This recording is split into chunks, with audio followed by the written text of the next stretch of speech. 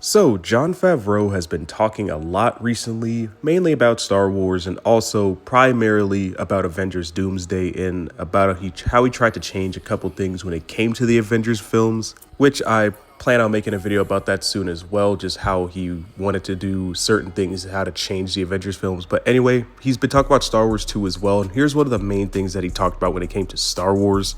And he was mainly talking about why we haven't got too much other Star Wars lore related TV shows or movies that have dropped recently. And that's because he says that you can't just pick a point and within the Star Wars universe, create a script off of it and make a movie that will sell to the general audience on that. And to that point, I would have to firmly disagree with Jon Faverau because Star Wars is such a rich and deep universe. You could honestly pick anything and the general audience, as long as it's written well and it's a cohesive story, the general audience will enjoy it.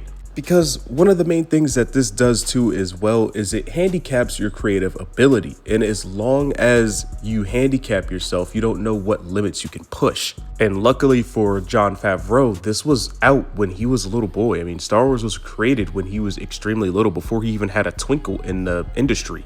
And the same thing for the other franchise that he's a part of, the Avengers. I mean, come on. I mean, you can't just say that and then turn around and say it wouldn't be good for general audiences, because in truth, it would be. Because on the writers and creators over at Star Wars, if you write a cohesive and well thought out story and well-rounded story, then that's all that truly matters. The fans can pick up from that point and then start connecting lore pieces from wherever point. You know, they can go back and start watching the prequels and then the originals, and then so on and so forth. It creates a chain reaction within the fans' mind, not necessarily like, oh, I don't understand what this is about, so I'm not going to indulge myself. No, what most fans are going to do is they're going to indulge themselves, watch what they have.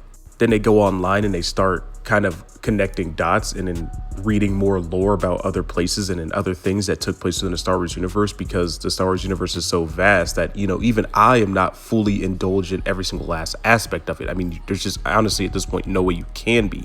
But to me, that is exactly how you have to attack this situation. Is you have to just, if you feel like you have a point in Star Wars that you could talk about and make a good film or good TV show on it, then by all means go for it. The fans who truly enjoyed it are going to find the lore anyway. They're going to take the time to figure it out and connect the dots regardless of what is going on. I mean, my wife isn't the biggest Star Wars fan, but I was able to get her to enjoy Star Wars. I mean, the same thing with my parents. When it came to me when I was a little boy, they showed me Star Wars and now I love it.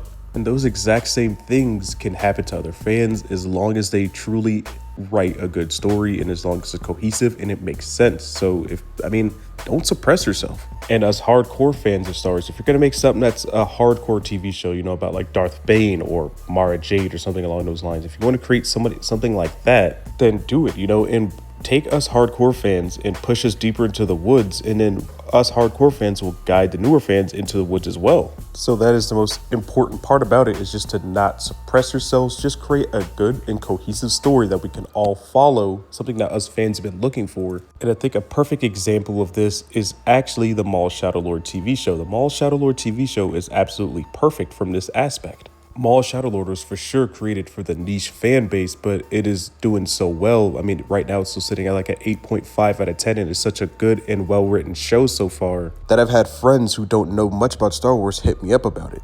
And he's asked me if the show's really good or if he should indulge in it, and I have to tell him, yeah, straight up, indulge in this show, watch it. So hopefully we get more of that going forward in Star Wars. Hopefully they decide to be more bold and cater more towards the hardcore fan base, because then the new fan base will just follow the hardcore fan base into the woods and they will enjoy it just as much as we do. But anyway, that's all I got for this video. Let me know your guys' thoughts and opinions in the comment section down below. May the force be with you guys, and as always, have a great rest of your day.